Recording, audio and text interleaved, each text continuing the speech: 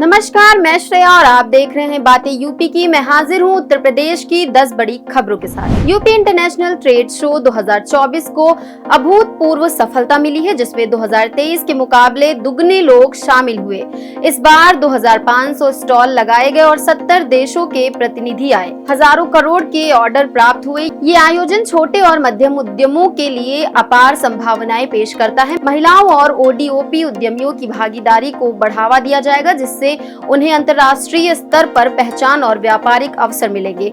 अगले वर्ष मंडल स्तर पर भी इस तरह के आयोजनों की योजना है। प्रदेश सरकार ने यूपी में सड़क सुरक्षा के तहत सरकारी कर्मचारियों और अधिकारियों के लिए सख्त आदेश जारी किए हैं। अब बिना हेलमेट और सीट बेल्ट के पाए जाने वाले उन्हें कार्यालय में प्रवेश नहीं मिलेगा और अनुपस्थित माना जाएगा। यह आदेश 15 दिवसीय सड़क सुरक्षा अभियान का हिस्सा है, जो 16 अक्टूबर तक चलेगा। सड़क हादसे में बढ़ती मौतों को देखते हुए जागरूकता रैली और स्कूल कॉलेजों में कार्यक्रम आयोजित किए जाएंगे। अधिकारियों को ब्लैक स्पॉट चिन्हित कर वहां वार्निंग बोर्ड लगाने का भी निर्देश दिया गया है। उत्तर प्रदेश सरकार ने 260 गांवों को इको विलेज के रूप में विकसित करने का निर्णय लिया है।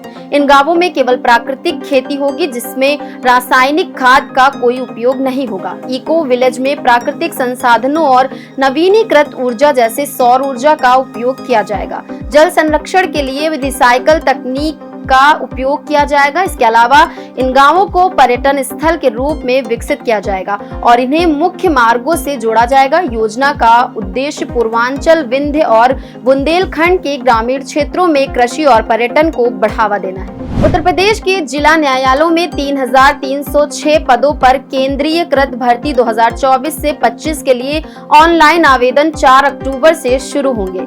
इच्छुक अभ्यर्थी 24 अक्टूबर तक आवेदन कर सकते हैं। आवेदन करने के लिए योग्यता कक्षा 6 से स्नातक के बीच होनी चाहिए और आयु सीमा 18 से 40 वर्ष होनी चाहिए। इन पदों में से 1639 पद चतुर्थ श्रेणी के विभिन्न पदों जैसे ट्यूबवेल ऑपरेटर, चपरासी, चौकीदार और स्वीपर के लिए हैं। विस्तृत जानकारी के लिए अभ्यर्थी www.exams.nta.ac.in और www.allahabadhighcourt.in पर जा सकते हैं। उत्तर प्रदेश अनुसूचित जाति और अनुसूचित जनजाति आयोग के नवगठित पदाधिकारियों ने लखनऊ में शपथ ग्रहण के बाद पीड़ितों को न्याय दिलाने की पहल की है। अब पीड़ितों को लखनऊ आने की आवश्यकता नहीं होगी, क्योंकि आयोग के सदस्य सभी जिलों का दौरा करेंगे। जिन पीड़ितों को अब तक न्याय नहीं मिला है, उनकी संवैधानिक सहायता की जाएगी। आयोग में उपाध्यक्ष बेचन राम और जीत सिंह खरवार समेत अन्य सदस्यों ने भी शपथ ली। ये कदम न्याय वितरण की प्रक्रिया को सुगम बनाने की दिशा में महत्वपूर्ण है। उत्तर प्रदेश सरकार ने सभी जिलाधिकारियों को निर्देश दिया है कि खरीफ फसलों की कटाई के दौरान राजस्व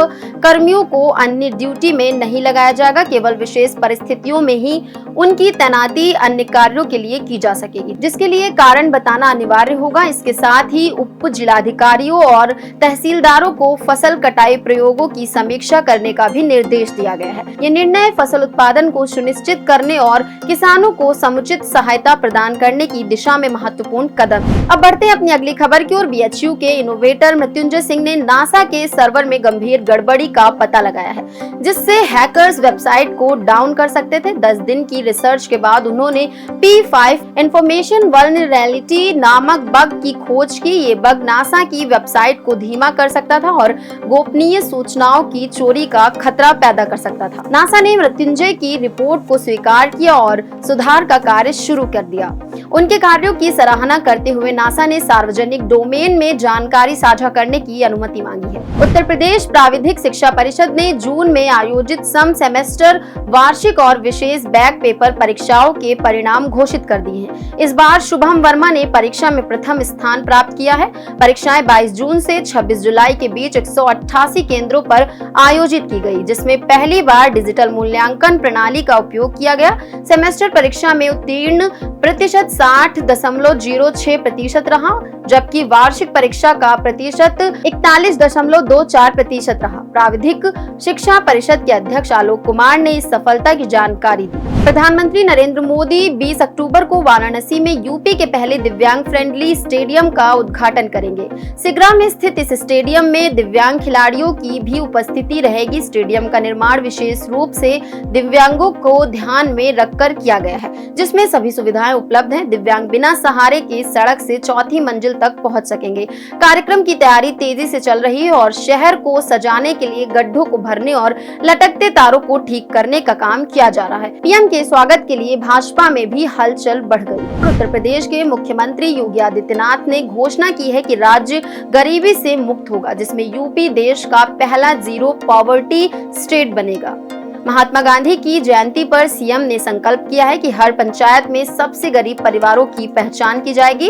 इसके तहत उन्हें मुख्य धारा में शामिल करने के लिए रोटी, कपड़ा, मकान, शिक्षा और चिकित्सा सुविधाएं प्रदान की जाएंगी। सरकार ने पारदर्शी चयन प्रक्रिया लागू करने के लिए सभी जिलाधिकारियों को निर्देश दिए हैं। इस महाअभियान का पूरा रोड मैप तैयार किया गया है। तो ये थी दिन भर की 10 बड़ी खबरें। ऐसी खबरों को देखने के लिए देखते रहें और करते रहें बातें यूपी की। धन्यवाद।